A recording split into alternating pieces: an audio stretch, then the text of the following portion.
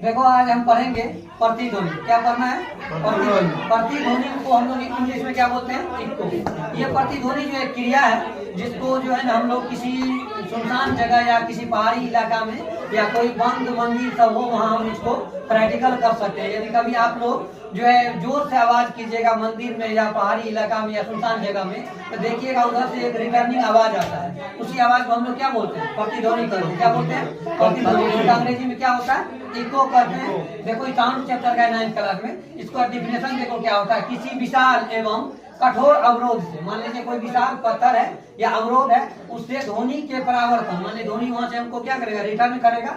Return करने के बाद पुनः सुने जाने की घटना को, मतलब फिर से जो वह ध्वनि हमको सुनाई देता है उसी घटना को हम लोग क्या बोलते हैं? प्रतिध्वनि कहते हैं। क्या बोलते हैं? प्रतिध्वनि कहते हैं। क्या कहते हैं? इको कहा जाता है। और हमारे मस्तिष्क में ध्वनि की संवेदना, मान लीजिए कोई भी बात हम लोग यदि सुनते हैं तो वो देखोगे तुम लोग को जो है 0.1 सेकेंड तक बनी रहती है। मान लीजिए ध्वनि पर जो क्वेश्चन बनता है आप लोग से, याद रखिएगा। जैसे जो है कोई भी आवाज आप लोग के मस्तिष्क में कितना टाइम तक रहता है, कितना उसको रिकॉल कर पाते हैं या माइंड में बना रहता है, तो याद रखिएगा ब्रेन, हमारा जो ब्रेन की ध्वनि की संवेदनशीलता जो होती है कितना होती है? 0.1 सेकेंड। कितना होती है? 0.1 सेकेंड। इसी को कहा जाता है, अर्थात ध्वनि का जो प्रभाव जो है 1/10 सेकेंड रहता है।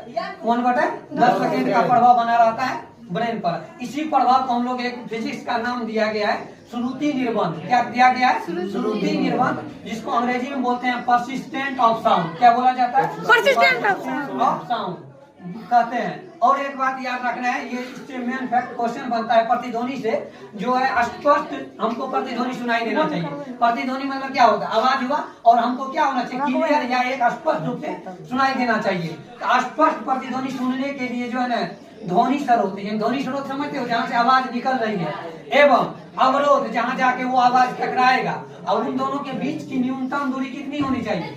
17.2 मीटर। इसको हम 17 मीटर भी याद रख सकते हैं। 17.2 मीटर लगभग होनी चाहिए। तो ये फैक्ट था हम लोग को किसके रिलेटेड? प्रतिध्वनि से रिलेटेड। अब जो नेक्स्ट है, जो रिलेशन बनेगा वो नेक्स्ट क्लास में हम डील करेंगे।